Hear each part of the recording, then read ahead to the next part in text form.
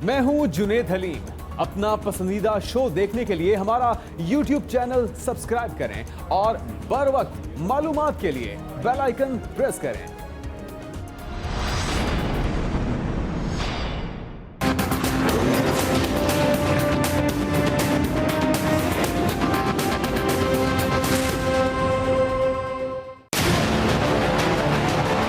आपकी ईंट का जवाब आप पत्थर से देंगे और आपको इंशाल्लाह आपको अब वक्त आ गया कि आपको एक सबक सिखाएंगे।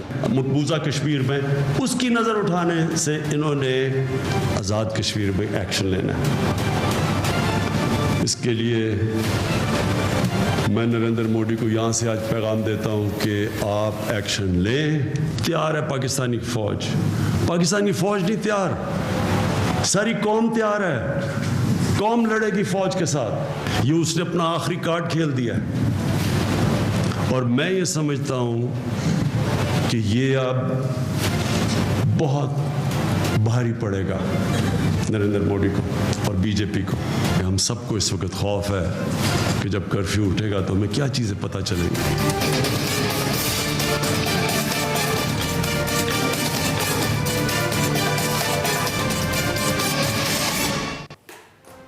अस्सलाम वालेकुम नाज़रीन, आप देख रहे हैं प्रोग्राम तकरार और मैं हूं मोहम्मद जुनेद हलीम। नाज़रीन, हमारी तरफ से अहले वतन को जश्न आज़ादी और यौम यकजहती कश्मीर बहुत बहुत मुबारक। नाज़रीन, आज पाकिस्तानी कौम अपना 73वां यौम आज़ादी कौमी जोश व खरोश के साथ मना रही है। ताहम इस मरतबा ख़ास बात यह है कि यौम आज़ादी को सरकारी सतह पर कश्मीरियों पर जारी भारतीय मज़ालिम के तनाजुर में यकजहती कश्मीर के तौर पर मनाया जा रहा है ताकि कश्मीरियों की लाजवाल कुर्बानियों को खिराज अकीदत पेश किया जा सके, जिसका इजहार आज वज़ीर आज़म इमरान खान ने आज़ाद कश्मीर कानून साज असम्बली के खुसूसी इजलास से खिताब में किया। वज़ीर आज़म का अपने खिताब में कहना था कि भारत को उन्होंने मुतनबा करते हुए कहा कि भारत ने अपने इकदाम से नज़र हटाने के लिए आज़ाद कश्मीर में एक्शन का प्रोग्राम बना रखा है, लेकिन पाकिस्तानी फ़ौज इससे मुकम्मल तौर पर बाखबर है। जबकि दूसरी तरफ यौम पाकिस्तान और यौम यकजहती कश्मीर पर अपने बयान में army chief general Qamar Javed Bajwa का यह कहना था कि ना तो 1947 में कागज का टुकड़ा कश्मीर की हैसियत तब्दील कर सका है और ना ही मौजूदा गैर कानूनी इकदाम या मुस्तकबिल में कोई इसकी हैसियत तब्दील कर सकेगा। पाकिस्तान हमेशा भारत के गासिबाना अज़ाइम के खिलाफ कश्मीरियों के साथ खड़ा रहा है और खड़ा रहेगा। नाज़रीन, हिंदुस्तान का हालिया इकदाम सरासर जुल्म है। यहाँ सवाल ये पैदा होता है कि आखिर कोई किस तरह से हिंदुस्तान के इस इकदाम की हिमायत कर सकता है कि लाखों की आबादी को यक जुम्बिश कदम तमाम मुल्की और बैनुल-अक़वामी कवानीन, जमहूरी उसूल, आलमी करारदादों और लाखों जिंदा इंसानों की आरा को बिल्कुल बालाए ताक रखते हुए अबदी तौर पर अपने साथ मिला लिया जाए।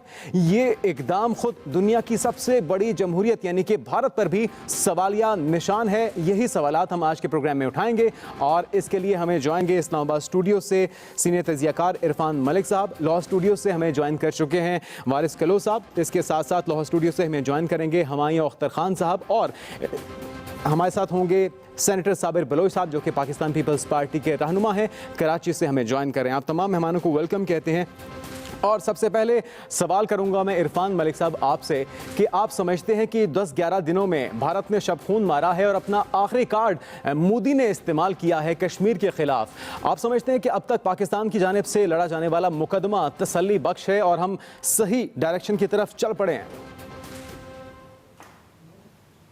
जी, आपका बहुत शुक्रिया जुनैद।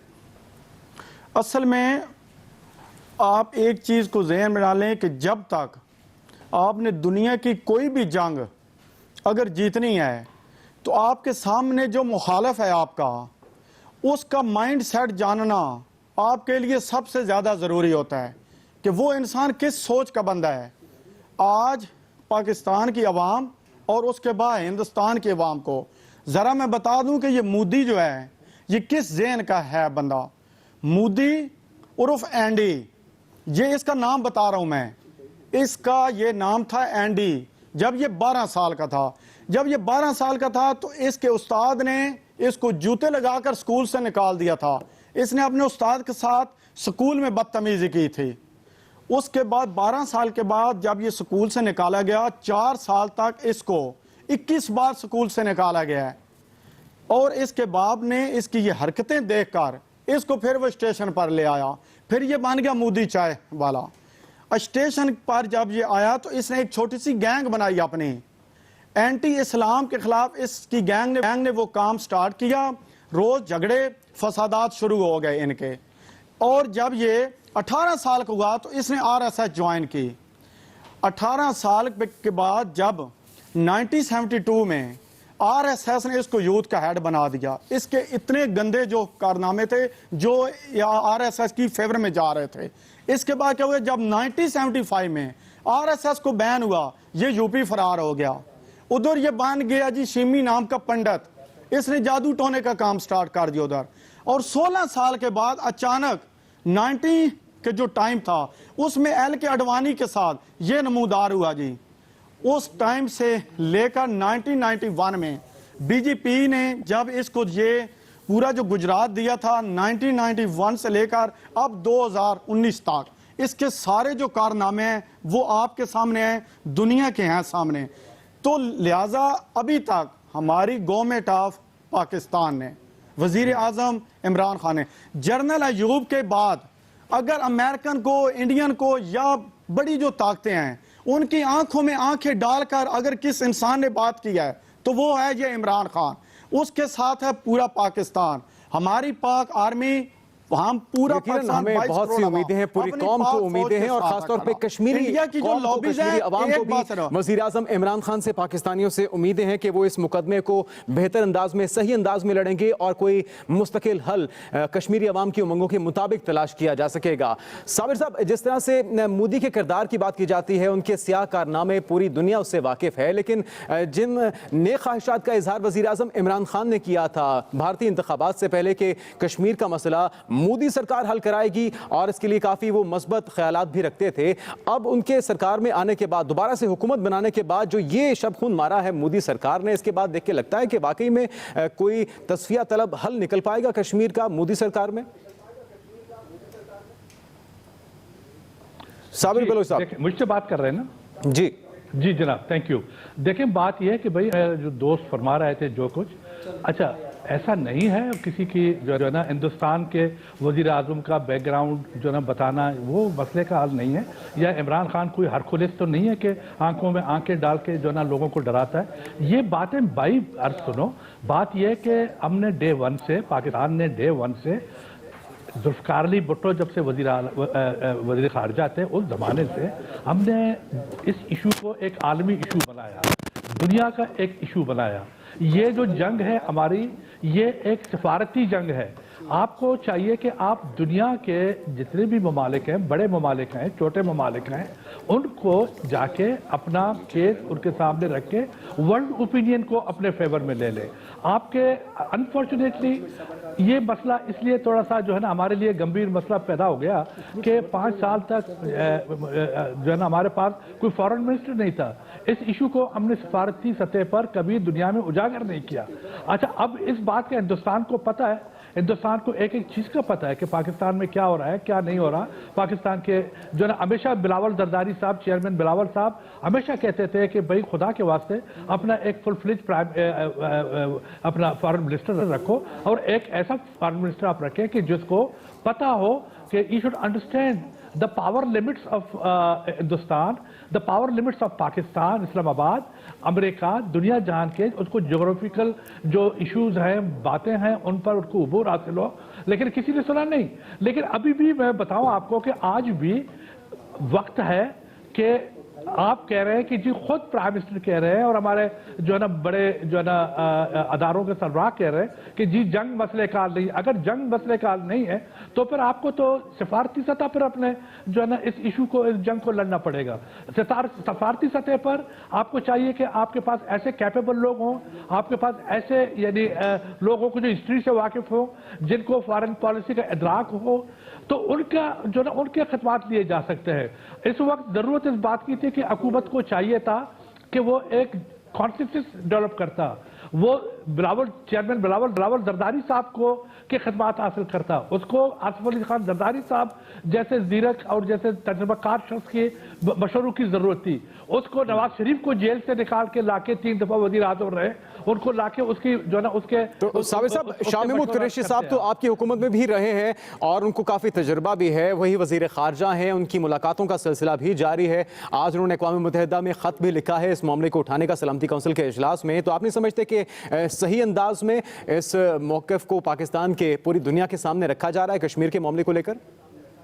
नहीं, देखिए बात यह कि देखो, मुझे शाह महमूद कुरैशी की लियाकत काबिलियत पे कोई एतराज़ नहीं है। मुझे नहीं मालूम कि हाउ इंटेलिजेंट ही इज़, या उसको कितना ग्रिप है उसको दुनिया के सियासत पर, उसको कितना उसका दराक है। I have no idea to very frank. मेरे अब ज़रूर पार्टी में रहे, कुछ वक्त हमारे वजीर भी रहे, लेकिन मैं एक जनरल कॉन्सेंसस की बात कर रहा हूँ। यहाँ पर हुकूमत को चाहिए था कि ऐसे मौक़ों पर वो अपोजिशन को साथ लेके चलता। अपोजिशन के जो समझदार लोग हैं, ठीक है, अपोजिशन को साथ लेके चलना चाहिए था। साबिर बुलूस साहब, आपका पॉइंट आ गया है। वारिस साहब, ठीक है, मैं आपकी तरफ दोबारा आता हूं। वारिस साहब, अब दो ऑप्शन है ऑपोजिशन की तरफ, ऑपोजिशन के पास, कि या तो वो उनकी अपनी जो लीडरशिप की गिरफ्तारियां हैं उसका बदला लें इस मौके पर हुकूमत से, या फिर हुकूमत के साथ अपने ज़ाती जो मफादात हैं उससे बालातर होकर उनका साथ दें और कश्मीर का मुद्दा, कश्मीर का जो मुकदमा है उसे पूरी दुनिया के सामने लड़ा जाए। इसका जवाब मैं आपसे चाहूंगा। एक मुख्तसर लेते हैं, ब्रेक के बाद दोबारा हाजिर होते हैं। नाज़रीन, ब्रेक के बाद खुशामदीद। वारिस साहब, आपसे सवाल मेरा यह था कि अपोजिशन अब या तो अपने वफादारियां निभाए अपनी लीडरशिप के साथ या फिर इस मुल्क के साथ, कश्मीरियों के साथ, तो आप कौन सी ऑप्शन को अपनाएंगे? बिस्मिल्लाहिर्रहमानिर्रहीम। सबसे पहले तो मैं आज के दिन के हवाले से पूरी कौम को ये यौम आज़ादी पर मुबारक देना चाहूँगा। इसके साथ साथ ही आज चूँकि हमारे गवर्नमेंट सत्ता पे यौम यकजहती कश्मीर मनाया गया है, उस सिलसिले में भरपूर इजहार करूँगा। मैं इस सिलसिले में जो आपने क्वेश्चन पुट किया है, सिंस द डे वन, जब से 5 अगस्त को ये इंडिया ने, मोदी सरकार ने ये शबखून मारा है 370 और 35A वाला, उस दिन से जब इजलास बुलाया गया तो सबसे पहले 11 बजे पूरी अपोजिशन वहाँ मौजूद थी, लेकिन वो इजलास पोस्टपोन करना पड़ा क्योंकि प्राइम मिनिस्टर साहब जो है वो मौजूद नहीं थे और वो 3 बजे तक ले जाना पड़ा। तो मैं समझता हूँ कि पूरी अपोजिशन इजहार कर चुकी है, वेहीमेंटली इजहार कर चुकी है कि हम भले हमारे जो भी डिफरेंसेस हों, कौम और अपोजिशन मुकम्मल तौर पे हुकूमत के साथ खड़ी है, अपनी दिलेर अफवाज के साथ खड़ी है। जो भी फैसला है, फैसला लीडरशिप करती है। जो लीडरशिप फैसला करेगी उसके साथ अपोजिशन भी खड़े होगी। बेशक ये मरियम बीबी को जेल के अंदर से उठा ले, बेशक ये फरियाल तालपुर को रात के 12 बजे का जेल में लेके जाएं, जो इनसे हो सकता है वो करते रहें। लेकिन एक चीज़ मैं ज़रूर बताऊंगा कि ये जितना बड़ा एक्शन मोदी ने किया है, ये हम ये समझते हैं कि दिसंबर 71 के बाद ये बहुत बड़ा कदम है। लेकिन आज की तकरीर भी आप सुन लें, ये होम्योपैथिक टाइप तकरीर थी, एक थीसिस था। थीसिस में ये बताया जा रहा था कि आपके ख्याल में क्या कमी रह गई, क्या होना चाहिए था जो नहीं कहा गया वज़ीर आज़म की जानिब से? मैं ये समझता हूँ कि ये मौका ये थीसिस और लेक्चर देने का नहीं है, ये अमली तौर पे कोई कदम उठाने का मौका है। जो जितनी मजालिम हो रहे हैं कश्मीर में, अभी ताज़ा ट्रुप्स जितने इंडिया ने उतारे हैं और जिस तरीके से वहाँ मजालिम हो रहे हैं, बात क्या हो रही है? बात कह रहे हैं कि जी हम जानते हैं कि ये अच्छा पेशीन गोइयाँ हो रही हैं कि जी हमें पता है कि ये इंडिया पाकिस्तान पर हमला कर देगा और जब हमला कर देगा तो हमारी फ़ौज तैयार है। कोई एक लफ्ज़ जो है इस हवाले से 370 के हवाले से, जिसमें उन्होंने पूरी जो एक मकबूजा जम्मू कश्मीर की हैत बदल दी है, और 35A जिसमें वो इजराइल वाले इक़दामात उठा रहा है, उसका एक लफ्ज तक नहीं बोला और कंडेम नहीं किया। और आप चलें, अभी इसका जवाब लेते हैं हुकूमत से। एक बात सुन लें, जी, कर लें। अभी आप कल का ये तो हमारे यहाँ हो रहा है कि बड़े तजर्बाकार हमारे वजीर खारजा वो कल कौम को डरा रहे थे, कौम पर गुस्से में थे कि जी वो सलामती काउंसिल इसलिए नहीं बैठी कि आपको हार पहनाएगी। तो इससे क्या मुराद थी वजीर खारजा की? वैसे हमारे साहब ये बात तो ठीक है, इस पॉइंट में वजन है कि हमें कौम को किया जा रहा है और मैं समझता हूँ इंटेंशनली डिमोरलाइज किया जा रहा है और कौम को तैयार नहीं कर। मैं समझता हूँ कि चलिए आपके सारे सवाल रखते हैं हुमायूं अख्तर साहब के सामने। हुमायूं साहब, ये ऑपोजिशन की तनकीद, इस वक्त आप पर जिहाद और कताल वाजिब हो चुका है और आपको जिहाद गवर्नमेंट लेवल, आपका पॉइंट आ गया, जिहाद और कताल का ऐलान करना चाहिए। अगर ये ट्रुप्स नहीं निकाले गए, मेरे 4 पॉइंट हैं। ट्रुप्स इंडिया निकाले, 370-35 से वापस ले और उसके बाद जो है फैसला जो है 48 करारदादों के मुताबिक हो।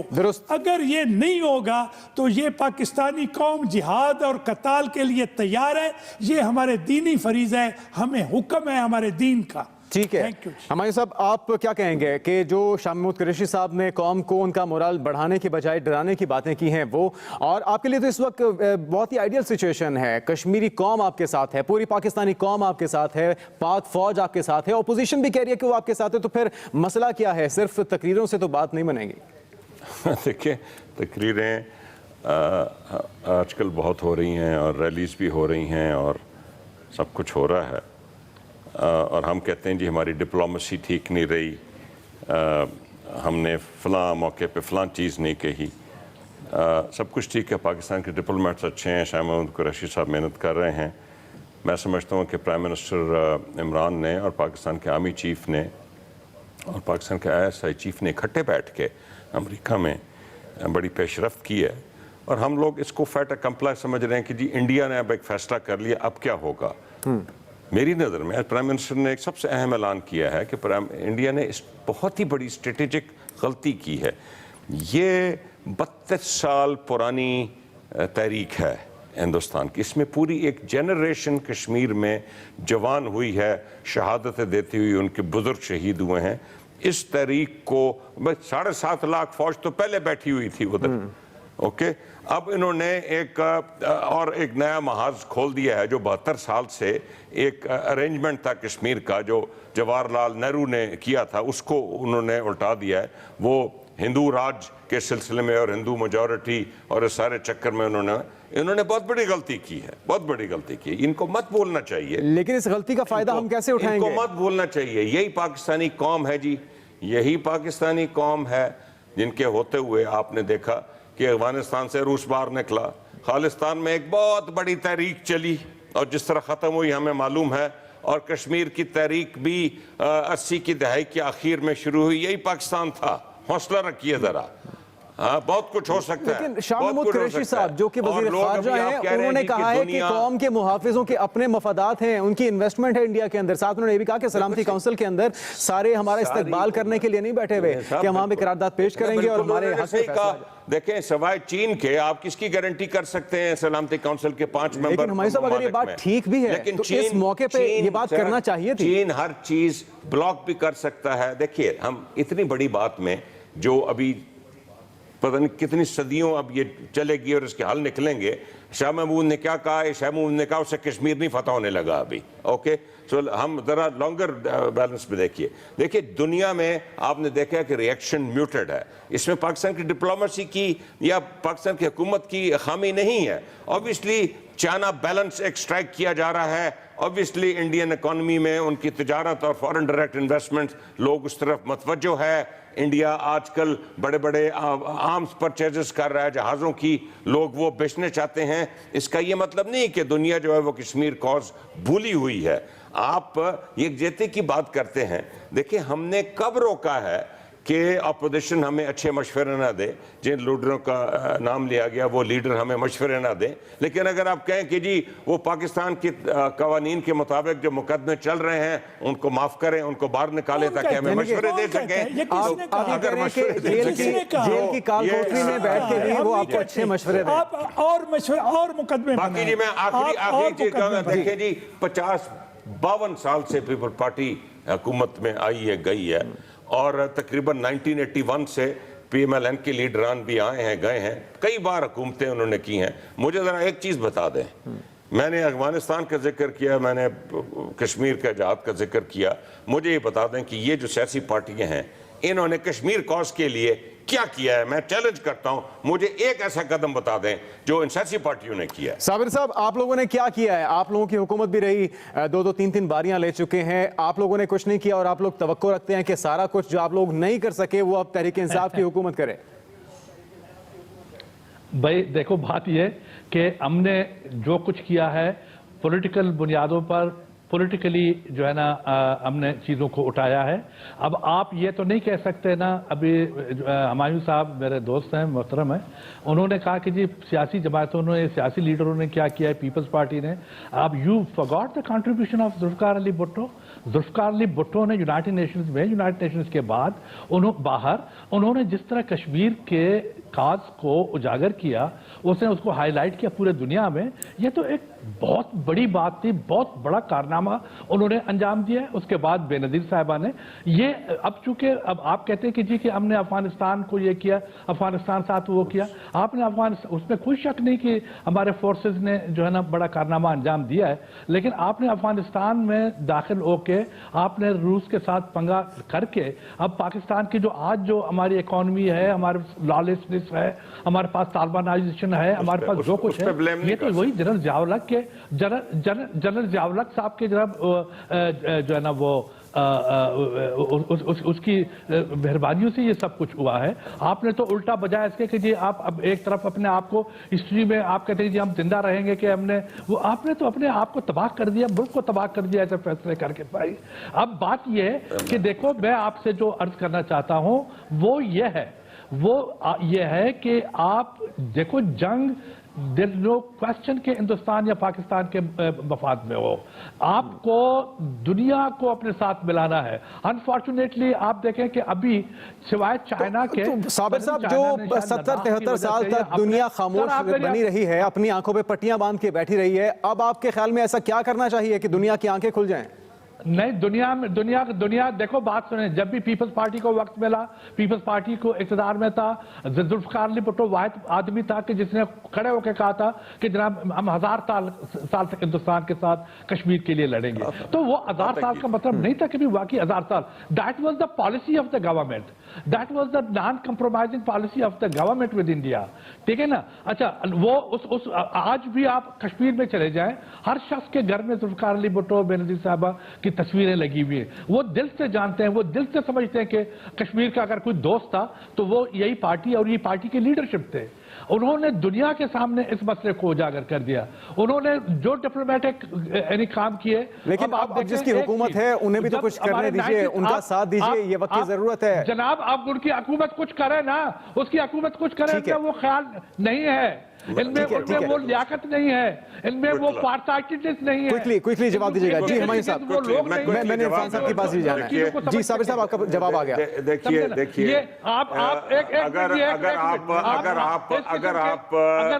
अगर उस वक्त हम भूल जाते हैं, अगर उस वक्त पाकिस्तान खड़ा ना होता और सारी दुनिया के साथ हमें लाता, तो उस जमाने का रूस याद रखिए शायद खुदा न खास्ता इधर बैठा होता।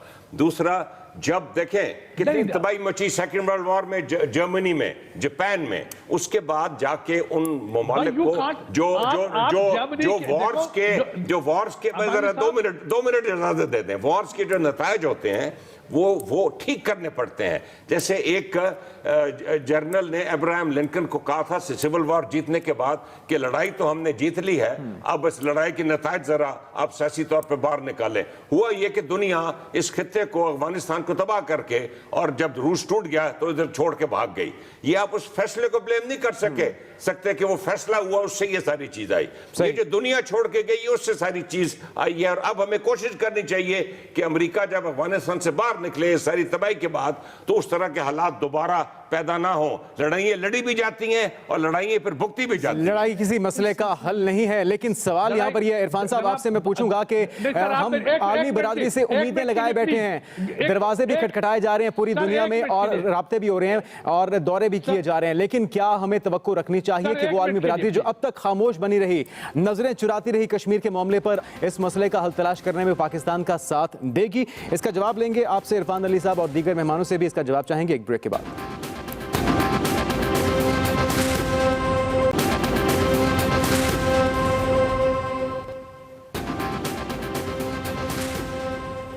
नाज़रीन, ब्रेक के बाद खुशामदीद। इरफान साहब, आपसे सवाल यही था कि आलमी बरादरी का बेज़मीर अब जाग सकेगा जब इंतहा कर दी गई है मोदी सरकार की जानिब से कश्मीरियों पर मजालिम की?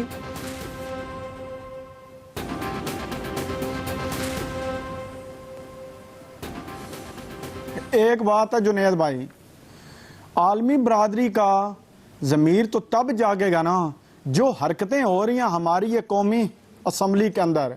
इजलास जो हुआ है हमारा हालिया, नाम जनाब इन्होंने लिया था सारों ने कि हम लोग जी ओके पर कश्मीर के साथ हैं। शहबाज शरीफ साहब ने जाकर कहा था कि हमने कोई चूड़ियाँ नहीं पहनी हुई।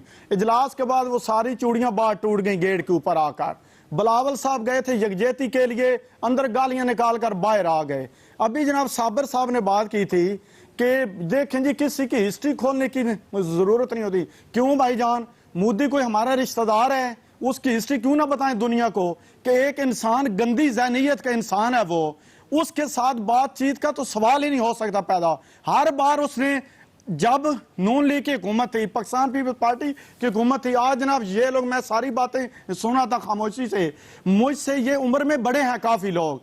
देखें जी, पाकिस्तान पीपल्स पार्टी की जब हुकूमत थी, आज ये कह रहे हैं ओपोजिशन वाले कि जी ये खान साहब हमसे कुछ सीखें। क्या जी वो सीखें खान साहब कि जब आपकी थी हुकूमत, आपकी जो खारजा पॉलिसी, मेमोगेट स्कैंडल, इसके बाद नून लीग वाले आ गए, डॉन लीग, आप लोगों की जो लूट मार है, आप उससे फारग लोग हों तो फिर आप ये सोचें हो कि मैं कश्मीर का एक हुकूमत है कर या वो काम आपका काम है। लेकिन इरफान साहब, इन तमाम बातों के बावजूद गलतियां हो, मोदी सरकार हो या कोई और हुकूमत हो, किसी में इतनी जुर्रत नहीं हुई थी कि वो बुनियादी हैसियत ही कश्मीर की खत्म कर दे जो इस बार की गई है। ये इरशाद भट्टी साहब हैं या कोई और नाम है? नहीं, इरफान मलिक साहब हैं। अच्छा, इनकी गुफ्तगू से तो वही लग रहा है कि इरशाद भट्टी। जुनेद भाई जी, जुनेद भाई एक बात सुने, फजल रहमान साहब सबके लाडले हैं, नून लीग के भी हैं, पाकिस्तान पे, उनसे आज तक पाकिस्तान पीपल्स पार्टी का कोई एक कारकुन, उसके बाद नून लीग का कोई एक, उसने आज तक पाकिस्तान के मीडिया के ऊपर बोला है कि उन्होंने जनाब क्या किया है ओके पर कश्मीर के लिए, या जब आप उन्होंने चेयरमैन बना दिया था उनको, किस लिए बनाया था उनको आप लोगों ने? वो जनाब आपने डीजल के चक्करों में थे। जब इनकी दास्तानें ठीक है खोलें, इनको जनाब तकलीफ होती है, सच का सामना ये करें। इस टाइम पे नून लीग हो, पाकिस्तान पीपल्स पार्टी हो, तहरीक इंसाफ हो, सब के सब ये लोग पाकिस्तानी हैं, ओके पर कश्मीर की अवाम के साथ। ठीक है इरफान साहब, आपका पॉइंट आ गया, आपका पॉइंट आ गया इरफान, ठीक है वारिस साहब, आप किस तरह से देखते हैं ये जो तनकीद की जाती है हुकूमत की जानिब से भी? वज़ीर आज़म ने भी अपने तहफ़्फ़ुज़ात का इजहार किया कि यूनिटी दिखाने का मौका था, इजलास हो, कौमी असम्बली का जॉइंट सेशन हो या इस तरह के मौक़ों पे भी तनकीद की जाती है, हुकूमत को क्रिटिसाइज किया जाता है, जिससे बुरा मैसेज आता है पूरी दुनिया। मैं समझता हूँ जी कि मुकम्मल तौर पे अगर चूँकि ये लोग जो जिनकी ड्यूटी है, जिनका फ़र्ज़ है, वो अपना फ़र्ज़ निभाने के लिए आ जाते हैं, वरना मुकम्मल तौर पे अपोजिशन अपनी सारी चीज़ें भुला के, क्योंकि हर टीवी चैनल पे जब तक ये लोग अपना फ़र्ज़ ना निभाएं, इतने तक इनकी ड्यूटी पूरी नहीं होती। तो मैं ये कहता हूँ कि इस वक्त ये फ़राइज़ निभाने का टाइम नहीं है। इस वक्त आप कौमी यकजहती की तरफ आए, कौम सारी इकट्ठी खड़ी है, अपोजिशन जो है इमरान खान के साथ है, अपोजिशन अपनी अफवाज बहादुर अफवाज के साथ है, बहादुर अफवाज के साथ है। और मुकम्मल तौर पे हुमायूं अख्तर साहब ने कहा था कि जी पहले क्या कुछ हुआ, पहले ये हुआ कि कम अज़ कम इंडिया पर इतना प्रेशर था कि 370 और 35A करने की ज़रूरत नहीं हुई इंडिया को। वो इनके दौर में, इनकी कमज़ोर हुकूमत के दौर में उसको ये ज़रूरत हुई कि वो जो खसूसी हैसियत थी 370 की, तो पहले तो इन्होंने ये कोशिश की, ये बयानिया सेल करने की कोशिश की कि 370 और 35A से कुछ नहीं होगा। मैंने ढेर सारे तजज़ियाकार देखे जिन्होंने ये इसको प्रूव करने की कोशिश की कि 370 और 35A के साथ कुछ भी नहीं होगा, ये वही एट्रोसिटीज हैं जिस तरह पूरे इंडिया में हो रही हैं और हम कश्मीर का साथ देंगे। ये बिल्कुल एक गलत बात थी। मैं ये समझता हूँ कि इमरान खान साहब को, हमारे मोहतरम प्राइम मिनिस्टर साहब को पहले दिन सुबह उठते पहला एक काम करना चाहिए था, APC बुलानी चाहिए थी। मुझे जनरल अयूब खान याद आ गए और मुझे 65 की वार याद आ गई क्योंकि मैंने वो खुद देखी है। तो उस वक्त उसने बुला के APC करके, लेकिन यहाँ ईगो ही खत्म नहीं हो रही। मामला ईगो का है हमारे साथ, मामला ईगो का है या जिम्मेदारियां इतनी ज्यादा हैं कि और करने के कामों की वजह से इस तरफ तवज्जो नहीं गई जो मशवरा दिया जा रहा है आपको? हमें साहब देखिए, बिल्कुल इमरान खान साहब ज़रूर मशवरा करेंगे और ये नेशनल असम्बली के सेशंस हो चुके हैं। वो इलेक्टेड लोग उधर थे जिनको पूरा मौका दिया गया कि वो अपने मशवरे दें और बताएं कि आगे कैसे चलना चाहिए। मेरा ख्याल वक्त आने पे APC भी आ जाएगी, बीच में ईद की छुट्टियां आ गई, ईद की छुट्टियां आ गई और ये हो जाएगा। देखिए ये मसले हमारा स्टैंडर्ड रिएक्शंस होते हैं और इसीलिए 72 साल के बाद आज अगर जो काम हुआ है वो मैंने 3 कामों के नाम लिए हैं अगर आपके प्रोग्राम में, जिसमें पाकिस्तान ने कामयाबी के साथ चीज़ें आगे बढ़ाई हैं। ये भी आज जो रिएक्शन है, मैं समझता हूँ कि ये इंडिया के खिलाफ जाएगा। इंडिया ने जो ये कदम उठाए हैं और ये जो तहरीक आज़ादी है कश्मीर में, ये ख़ास सतह तक पहुँची है, इसलिए ये कदम उठाए गए हैं। ये कदम इसलिए नहीं उठाए गए कि पाकिस्तान की फौज कमजोर हो गई थी या पाकिस्तान की सियासी हुकूमत कमजोर हो गई थी। ये कदम इसलिए उठाए गए हैं कि ये अमेरिका से जब वापसी हुई है वजीर आजम की, तो इस तरह लगा जैसे एक और वर्ल्ड कप जीत के इमरान खान ने, देखिए इमरान खान को कामयाबी हुई है कि पहली दफा दुनिया के सामने बैठ के उन्होंने अमेरिकी सदर के सामने कश्मीर का जिक्र किया है और उसने पॉजिटिव रिस्पांस दिया। लेकिन उसके फौरन बाद क्या हुआ? लेकिन उसके फौरन बाद हमारे साहब फिर क्या हुआ? देखिए, आप लोग ये समझ रहे हैं, मैं अगर 1 मिनट इजाजत दो, अगर आप लोग ये समझ रहे हैं कि इंडिया ने बहुत बड़ा कदम उठा लिया, अब क्या होगा? मैं समझता हूं कि इंडिया ने ये कदम डेस्परेशन में उठाया है। इंडिया ने ये कदम और ऑप्शन ना होने की बिना पे उठाया है। ये कदम है, मैं आपको गारंटी देके कहता हूं कि ये जो कदम है, ये इतनी बड़ी स्ट्रेटेजिक गलती की है इंडिया ने, इतनी बड़ी स्ट्रेटेजिक गलती की है। आप देखेंगे चलें इसके बाकी मेहमानों का पॉइंट ऑफ व्यू भी जानेंगे। ठीक है, ये गलती वाकई में गलती साबित होती है या फिर हमेशा की तरह इसका भी हम फायदा नहीं उठा पाते, इस पर बात करेंगे। मजीद गुफ्तगू के सिलसिले को आगे बढ़ाएंगे नाज़रीन, एक ब्रेक के बाद।